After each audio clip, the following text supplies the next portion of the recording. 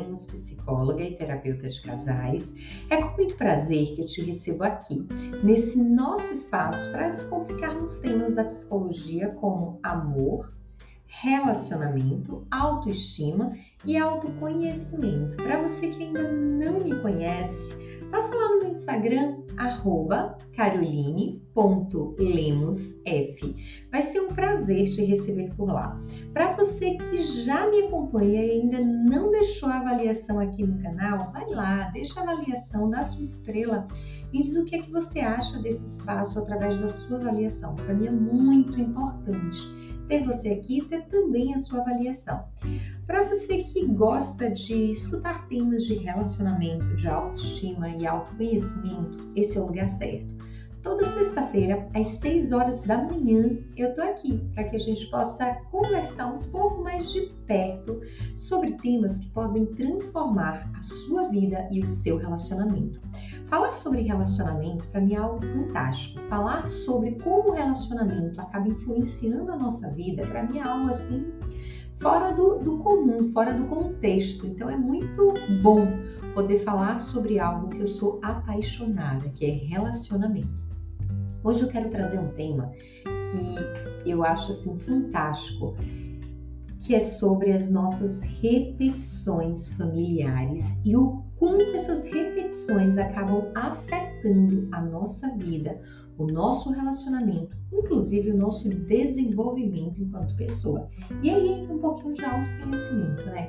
Será que você realmente sabe quais são as coisas, quais são os comportamentos, quais são os pensamentos e quais são as crenças que você acaba trazendo da sua família de origem? Você sabe o quanto isso pode prejudicar o seu relacionamento?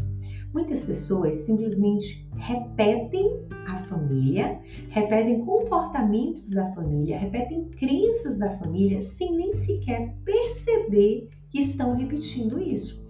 E quando elas repetem essas crenças, elas não conseguem ter noção do quanto elas são prejudiciais para o relacionamento. Um exemplo, qual a forma que você aprendeu a se comunicar na sua relação? Talvez a forma como você se comunique hoje no seu relacionamento foi a forma com que você viu seus pais se comunicando, ou até pessoas próximas. E o interessante é que a forma de comunicação que nós temos referência é uma forma de comunicação que é agressiva, é uma forma de comunicação sem empatia na escuta com o outro, é uma forma de comunicação que você não consegue prestar atenção no que o outro está falando. Você simplesmente se comunica, você escuta com o intuito de se proteger, de se defender daquilo que o outro traz. Então a sua escuta não é para compreender o que o outro quer expressar, a sua escuta é para se defender do que o outro está dizendo. Ele está me acusando de alguma coisa, logo eu preciso me defender. E geralmente quando você vai falar com o outro, você acaba falando sempre você faz, você nunca, você sempre vem voltado com uma frase de acusação e de julgamento. E o que mais interessante é que essas repetições elas acontecem de forma inconsciente, porque você não sabe o que você está fazendo, você simplesmente faz, porque você aprendeu que aquela seria a forma correta de fazer. A comunicação, ela é muito isso, você aprende através do exemplo. Então, o exemplo que você tem de comunicação é o exemplo que você vai viver dentro do seu relacionamento. Então, qual é o tipo de comunicação que você tem dentro do seu relacionamento? É um tipo de comunicação saudável? É uma comunicação com acolhimento? É uma comunicação com defesa, com proteção? Qual é a comunicação que você acaba fazendo diariamente dentro da sua relação? E quando nós não conseguimos observar os detalhes, a comunicação acaba se perdendo. Por quê? Nós temos a bagagem social sobre uma comunicação que é violenta, nós temos a bagagem da nossa vida, da nossa família, e nós aprendemos a nos comunicar de uma forma que não é nada empática dentro do casamento. Agora imagina aí, duas pessoas diferentes vivendo em uma relação com o mesmo propósito, manter um casamento vivo. Só que essas duas pessoas, elas aprenderam a se comunicar de forma agressiva. Elas aprenderam a se comunicar de forma violenta. E essa comunicação violenta, ela não leva à solução do problema. Por quê? Aconteceu um problema. Ao invés deles dois focarem na resolução do problema, eles começam a ocupar um ao outro. Não sei se isso já aconteceu na sua relação. O problema está ali. Mas quando vocês tentam buscar uma solução, acaba sendo a solução que um vai culpando o outro, um vai responsabilizando o outro, e nenhum dos dois consegue assumir realmente a rédea da situação para dizer, não, vamos seguir esse caminho, vamos resolver dessa forma. Ao contrário, acaba sendo uma forma de resolução que você começa a levantar e apontar o outro, a levantar e apontar características do outro. E quando você começa a acusar, a apontar as características do outro, você está deixando a resolução do problema de lado, porque você está focando especificamente no outro. Então, quando nós começamos a falar sobre repetições familiares, uma das coisas que eu percebo muito nas relações são as repetições voltadas para o discurso, para o diálogo, para a comunicação, ou a falta de comunicação, porque durante a sua infância e durante a sua vida você não aprendeu a se comunicar. Então, sempre foi ali marcado pelo silêncio, você não pode falar sobre o que você sente, você não tem espaço para expressar o que você sente, você não tem autonomia para falar sobre o que você sente ali, então você sempre cala o que você sente, ou quando você fala é visto como uma bobagem, você não consegue expressar realmente o que você sente. Então, durante a sua infância, você acaba aprendendo que a comunicação é um fala e o outro só obedece. Então, precisa ter alguém ali que tenha razão, precisa ter alguém que imponha a vontade. E quando nós estamos nos relacionando com o outro dentro de um casamento, isso acaba acontecendo com muita frequência. É um fala e o outro tem que obedecer. Um fala e o outro não tem razão, só você tem razão. Mas imagina aí, duas pessoas diferentes vivendo na mesma casa, com concepções diferentes e os dois querendo ter razão. Não vai dar o que preste. Por quê? Porque vocês vão começar a brigar por uma verdade absoluta que cada um tem. Mas a verdade de quem? Se os dois acreditam que o seu posicionamento é uma verdade absoluta. Então, quando a gente começa a falar sobre repetições familiares, o primeiro tópico aí que eu acredito que é fundamental olhar é para a questão da comunicação. No próximo episódio, eu vou falar sobre as feridas emocionais, o quanto isso acaba prejudicando. Mas hoje eu quero voltar especificamente para a comunicação, porque a partir do momento que eu não compreendo a forma como eu me comunico, eu preciso voltar e rever qual é essa forma. É interessante que quando eu falo sobre essa questão da comunicação, eu tenho um jeito de falar que meu esposo sempre diz assim, parece que você está brigando, porque eu falo muito acelerada. E aí um tempo que eu fiquei na casa de minha mãe, sempre que meu esposo viajava, eu acabava ficando lá. E um momento que nós estivemos delicado, eu também fiquei lá por um tempo, que é quando eu pensei, não quero mais esse casamento, vou sair de casa, vou me divorciar, mas tudo mudou depois de um tempo. E nesse período que eu fiquei lá, foi uma experiência muito positiva, porque eu comecei a observar a forma como minha mãe se comunica. E é interessante que a forma como minha mãe se comunica, a gente está conversando de boa, mas parece que está brigando. E na realidade é o jeito dela de ser, só que eu entendi que isso dentro de uma relação não é saudável, porque a partir do momento que eu converso com energia maior na minha forma, na minha entonação, na minha forma de falar, no meu jeito de expressar ali, eu posso estar atiçando um conflito que é desnecessário. Então eu comecei a olhar a minha forma de comunicação dentro da relação. Quais eram as expressões? Eu falo muito com as mãos, então quais eram as expressões que eu tinha no momento de uma discussão, exemplo, que eu poderia escolher sair de um conflito para uma briga. Então eu comecei a observar isso. Quando você começa a observar o seu pai, a sua mãe, a pessoa que cuidou de você, você começa a perceber características que são suas que está sendo refletida ali. Então, eles refletem as características dele na sua vida. E aí você vai percebendo que a sua construção tem muito a ver do outro. Então, será que é realmente você quem está aí se apresentando? Ou será que tem muito a ver do outro na sua vida? E que você pode ir mudando, você pode ir ajustando, você pode ir fazendo uma reconstrução de quem é você sem perder a sua essência, para que você tenha um formato mais lapidado dentro desse relacionamento. E que esse formato mais lapidado, ele facilite a comunicação entre vocês. Porque o grande problema do casal é justamente a comunicação. Nós conversamos com o outro através do ego e do orgulho, e o ego e o orgulho não levam para lugar nenhum. Então, rever essa comunicação, reajustar essa comunicação é fundamental para que você tenha uma comunicação mais assertiva dentro do relacionamento. E parar de culpar o outro também é um ponto importante, porque se você observar, em algum momento dentro da sua vida, você aprendeu que o outro é o responsável por tudo que acontece dentro da situação ali. Então, sempre o culpado vai ser o outro. Só que tem um ponto que é interessante. Quando nós culpamos os nossos pais por tudo que aconteceu na nossa vida, nós tiramos a nossa responsabilidade de transformar a nossa vida. Nós entregamos na mão do outro a responsabilidade das mudanças que é a nossa obrigação fazer. Ah, Carol, mas foram os meus pais que me feriram na infância. Beleza, já aconteceu. Então, você pode corrigir essas feridas emocionais a partir do momento que você se posiciona dessa forma. Mas se você não se posiciona assim, vai ser muito complicado o processo de transformação. Tá acontecendo uma discussão ali, não, mas quem começou foi ela é responsável, ele é o responsável por essa briga. Mas se saiu de um conflito para uma briga, é porque você também tem responsabilidade. Qual é a sua responsabilidade na forma de comunicar, na forma de se expressar, na forma de ser diplomata ali para diminuir aquele conflito? Qual é a sua responsabilidade? Ou será que você pega ainda mais gasolina e joga-se na fogueira para que ela pegue ainda mais fogo?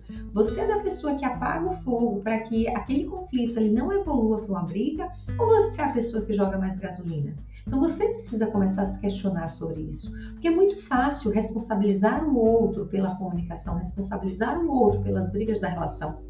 O difícil é assumir a sua responsabilidade diante do que realmente acontece na relação. Quando o casal ele começa a compreender que é responsabilidade dos dois tudo que acontece ali, a relação começa a fluir. Eu costumo comparar o casamento a um jogo de frescobol. E aí nós temos a diferença do jogo de frescobol para o jogo de tênis. O jogo de tênis, e eu faço essa comparação com muita frequência, o jogo de tênis é um casal brigando. O frescobol é um casal tentando construir a relação saudável. No jogo de tênis, nós temos duas pessoas, uma bola, duas raquetes. O objetivo é apontar o erro do outro, fazer com que o outro erre para que você ganhe. Quando um casal está em conflitos, ele não vê a questão do ajuste, ele vê que o outro erra, que ele precisa levantar o erro do outro e ele ganha o conflito. Então ele começa a atacar os pontos fracos do outro, para que o outro perceba o quanto ele é errado, o quanto ele é inferior, o quanto ele está vulnerável, o quanto ele não consegue ganhar aquela batalha. Isso é o casamento em crise que eu comparo aí com o tênis. O casamento que está tentando reconstruir e que tem tudo para dar certo é o frescobol. Tá os dois ali jogando, sabe quando você tá jogando frescobol na praia e aí você joga a bola vem toda torta, aí o outro vai, se joga no chão, pega aquela bola, coloca pra cima e você vai também, e aí vai sendo um esforço dos dois lados para que essa relação se reconstrua. Então, quando a gente pensa no tênis e no frescobol, um casal que ele tá em conflitos, ele deveria sair do tênis para o frescobol, para que os dois lutassem juntos para conseguir reconstruir o casamento. Mas o que acontece é que muitas vezes eles querem permanecer no tênis. Por quê? Porque vem o ego, vem o orgulho, vem a vontade de vencer o conflito, vem a vontade de ter razão e não ser feliz.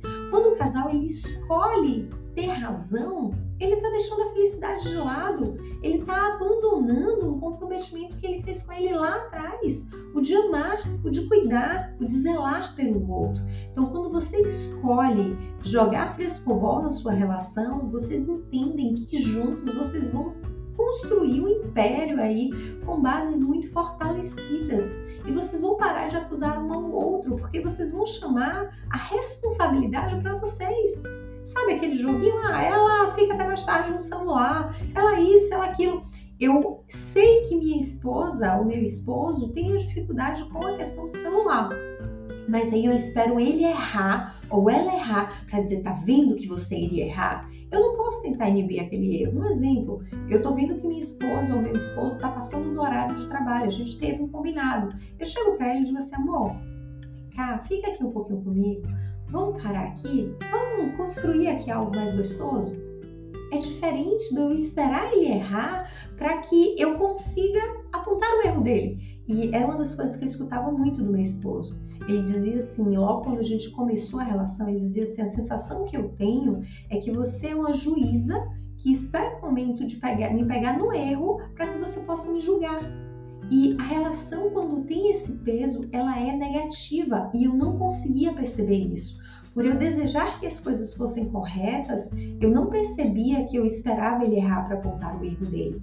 E quando eu comecei a trazer questões que diminuíam a possibilidade do erro, dizendo, amor, se a gente for por esse caminho, vai acontecer isso e isso. Vamos tentar evitar? Vamos pelo outro caminho? Vamos fazer de uma forma diferente? A nossa relação começou a fluir de uma forma diferente. Então, se você quer jogar frescobol aí na sua relação, comece a construir esse caminho do frescobol. Comece a construir um caminho no qual você sabe o que você está fazendo pela sua relação, no qual de forma intencional você escolhe ajudar o outro a ele elaborar e vencer as dificuldades dele.